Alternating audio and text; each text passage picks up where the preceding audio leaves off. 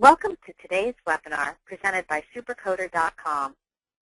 Supercoder.com is an online coding solution offering Part A and B coding reference tools, resources, and not more than 30 specialty coding and compliance newsletters from the Coding Institute in one site.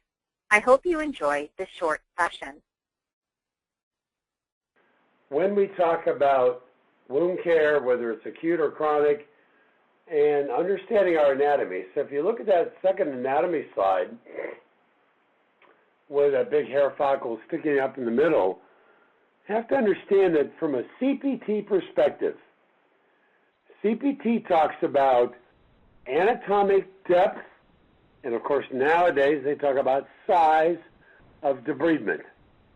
So when CPT talks about a partial thickness wound, and that's all your doctor says he did or she did, then you're only talking about the first layer, which is the epidermis, and some thickness of the layer known as the dermis.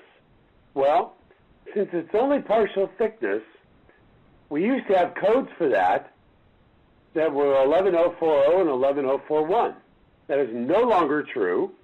And if all your doctor says he excised into partial thickness, CPT says the default code is 79597, and its add-on code 79598, anything greater than 20 square centimeters.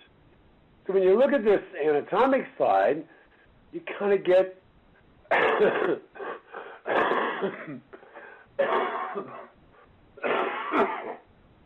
excuse me, kind of get the idea that the dermis is a very thick part, and then the subcutaneous part, which is really where most of the goodies are. All the major fat cells, most of the nerve endings start way down there, most of the vascular cells get put together down there. So it's just a good humbling lesson for all of us to make sure we abide by what CPT says and certainly by what our instructions are. All right, moving on to the next slide. The OIG, the Office of the Inspector General, puts out a target list, the work list, a lot of people call by a lot of names, every year. This year, for I believe it's the third year in a row, number 2 bullet on that page is wound care services. And right below it, Incident 2 services.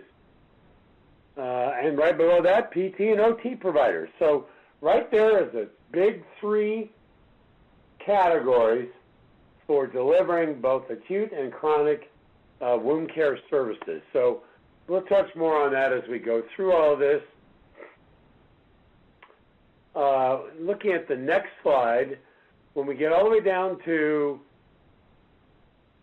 business relationships of some of these independent diagnostic testing facilities, advanced imaging services, kind of make sure that if you're with a doctor's group and they're into owning and having partnership with wound care centers, all I do is caution all of you to remind them to make sure they talk with their healthcare attorneys and that everything's above board and everybody's nice and happy. Then we look at the next 2 slides.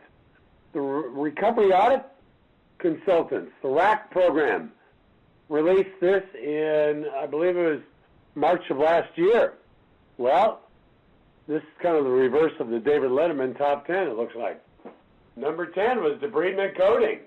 Errors in coding surgical debridement versus active wound care management. And by far, the most common reason I see, and my company does hundreds and hundreds of audits, the most common thing I see is just bad grammar, not abiding by what CPT simply says, and when you do that, your doctors are losing a minimum of half of their revenue. Supercoder is the fastest growing online reference tool with more than 25,000 subscribers.